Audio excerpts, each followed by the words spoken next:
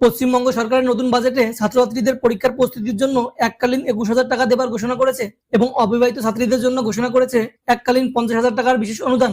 আজকের ভিডিওতে দেখাবো কারা কারা এই টাকা পাবেন, কি কি ডকুমেন্ট লাগবে, নম্বরের কোনো শর্ত আছে কিনা, সবকিছুই জানাবো। ভিডিওটি শেষ পর্যন্ত দেখুন এবং চ্যানেলে নতুন হলে অবশ্যই চ্যানেলটি সাবস্ক্রাইব করে দিবেন। তো বন্ধুরা, স্ক্রিনে দেখতে পাচ্ছেন সরকারি ও সরকার পোষিত কলেজের ছাত্রছাত্রীদের জন্য ৩০,০০০ টাকার অনুদানের একটি গাইডলাইন। এই বাজেটটি ঘোষণা করা হয়েছে গতকাল ২২শে জুন ২০২৬ তারিখে।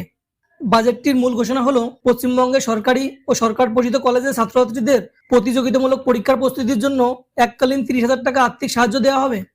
এই বাজেটে ছাত্রীদের জন্য একটি বিশেষ ঘোষণা করা হয়েছে। উচ্চশিক্ষায় মেয়েদের সহায়তার জন্য সরকারি কলেজের অবিবাহিত ছাত্রীদের আন্ডার গ্রাজুয়েট কোর্সে ভর্তির সময় এককালীন ৫০,০০০ টাকা দেওয়ার ঘোষণা করা হয়েছে এই বাজেটে। এবার দেখে নিন স্কিমের মূল উদ্দেশ্য কি। কোচিং এর খরচ বহন, অর্থনৈতিকভাবে পিছিয়ে থাকা সাধারণ ও মধ্যবিত্ত পরিবারের পড়ুয়ারা যাতে WBCS, SSC, রেল, ব্যাংকিং বা অন্যান্য সরকারি চাকরির প্রস্তুতির জন্য ভালো কোচিং সেন্টারে ভর্তি হতে পারে বা পড়াশোনার প্রয়োজনীয় সামগ্রী কিনতে পারে, সেই উদ্দেশ্যে এই এককালীন টাকা দেওয়া হবে। উচ্চশিক্ষায় ড্রপ আউট কমানো, কলেজের পড়াশোনা শেষ করার পর অর্থের অভাবে যেন কারোর প্রস্তুতি থেমে না যায় তা নিশ্চিত করা। এবার দেখে নিন আবেদনকারী সম্ভাব্য যোগ্যতা ও নম্বরের বাধ্যবাধকতা। কলেজের ধরন, আবেদনকারীকে অবশ্যই পশ্চিমবঙ্গের কোনো সরকারি অথবা সরকারি সাহায্যপ্রাপ্ত কলেজের আন্ডার গ্রাজুয়েট বা পোস্ট গ্রাজুয়েট স্তরের নিয়মিত ছাত্রছাত্রী হতে হবে। বেসরকারি বা প্রাইভেট কলেজের পড়ুয়ারা এই সুবিধার আওতাভুক্ত হবে না। শিক্ষাগত যোগ্যতা ও নম্বর, বাজেট বক্তৃতায় নির্দিষ্ট কোনো কাট অফ নম্বরের যেমন ৫০% অথবা ৬০% উল্লেখ করা হয়নি। সাধারণত এই ধরনের স্কিমে পূর্ববর্তী পরীক্ষার ন্যূনতম পাস নম্বর বা নির্দিষ্ট কোনো শর্ত থাকতে পারে, যা রাজ্য সরকারের বিস্তারিত নির্দেশিকা প্রকাশিত হলে স্পষ্ট হবে।